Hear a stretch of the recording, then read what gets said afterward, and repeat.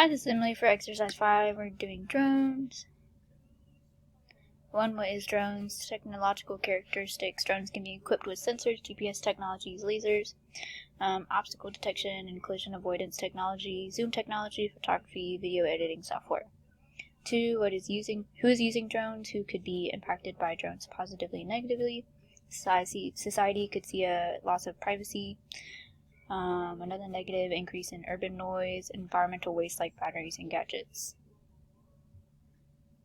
Why are they using drones?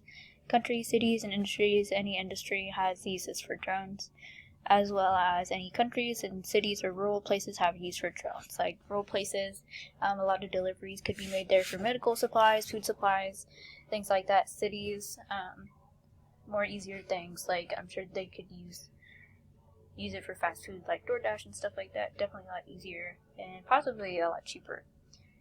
2. When are they using drones? When do you see the mass adoption of drones?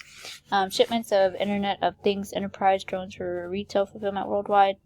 2019-2023 drastically shot up from 12.9 in the thousands to 122,000 in 2023.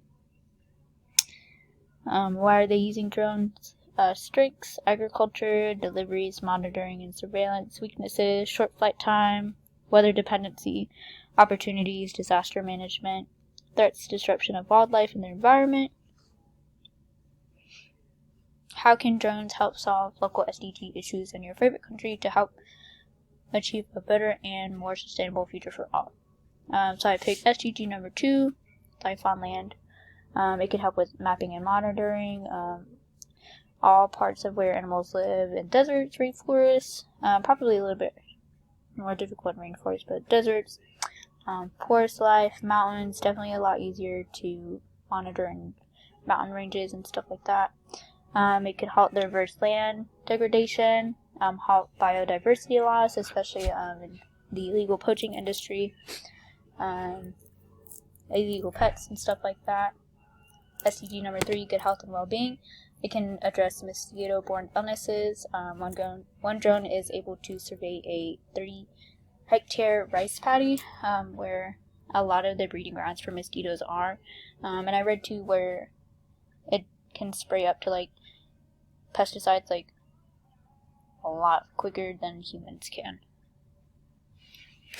2 truths and a lie. 1, drones cannot help with mapping and monitoring. 2, drones can address mosquito-borne illnesses. 3, any industry has use for drones.